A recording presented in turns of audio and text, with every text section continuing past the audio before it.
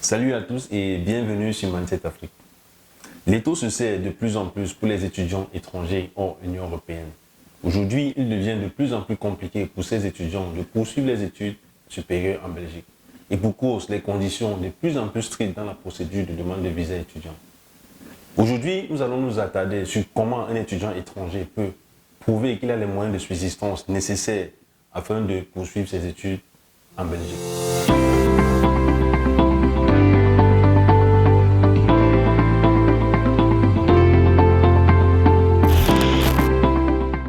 Pour ne pas être une charge pour l'État belge, chaque étudiant étranger hors Union européenne qui souhaite entamer ses études en Belgique ou ceux déjà présents sur le territoire qui souhaitent renouveler leur séjour d'études doivent prouver qu'ils ont des moyens de subsistance nécessaires qui couvrent au moins une année académique.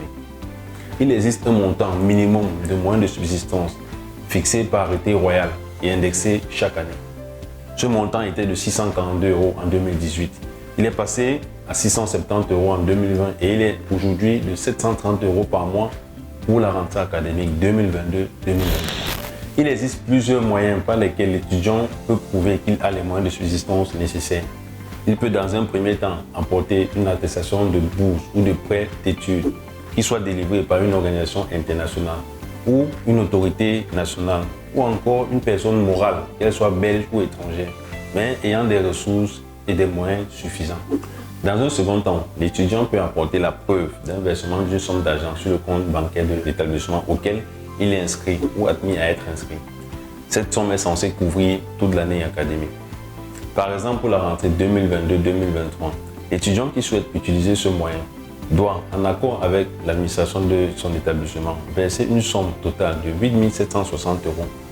L'établissement lui rendra ensuite une attestation afin qu'il puisse justifier auprès de sa commune ou de l'ambassade de Belgique dans son pays qu'il a les moyens de subsistance nécessaires. Cette somme lui sera ensuite restituée par son établissement à hauteur de 730 € par mois et ce durant toute l'année. Il faut noter que tous les établissements ne sont pas favorables à ce type de transaction. Il est donc important pour l'étudiant de se rapprocher de l'administration de son établissement afin de voir la faisabilité de ces transactions.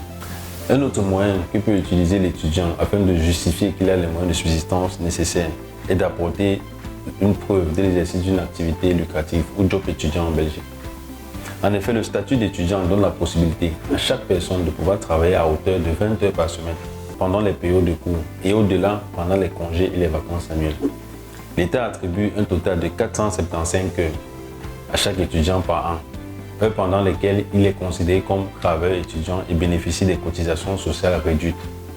L'étudiant a quand même la possibilité de travailler au-delà des 475 heures tout en gardant son statut d'étudiant, mais cette fois-ci en payant des cotisations sociales normales. Un étudiant étranger pouvant justifier des revenus mensuels supérieurs à 730 € par mois a donc la possibilité sans crainte de se prendre soi-même en charge. Il lui suffit d'aller auprès de sa commune avec son contrat de travail et ses dernières fiches de paie. Le dernier moyen et le plus utilisé est l'engagement de prise en charge, ou annexe 32, qui est un document signé par toute personne physique ou morale, qu'elle soit belge ou étrangère, mais ayant des ressources suffisantes. Cette personne s'engage à l'égard de l'État belge à prendre en charge les frais de soins de santé, les frais de séjour, d'études et de rapatriement de l'étudiant étranger pour au moins une année académique. Pour signer cet engagement de prise en charge, le garant doit respecter un certain nombre de conditions qui ont été préalablement définies. La condition, par exemple, au niveau de sa personne et la condition au niveau de ses revenus mensuels.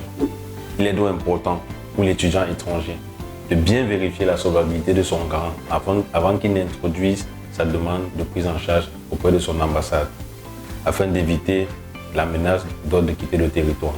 Je vous invite donc à consulter les liens en dessous de la description de la vidéo afin de prendre connaissance de toutes les conditions que doit avoir un garant pour prendre un étudiant en charge.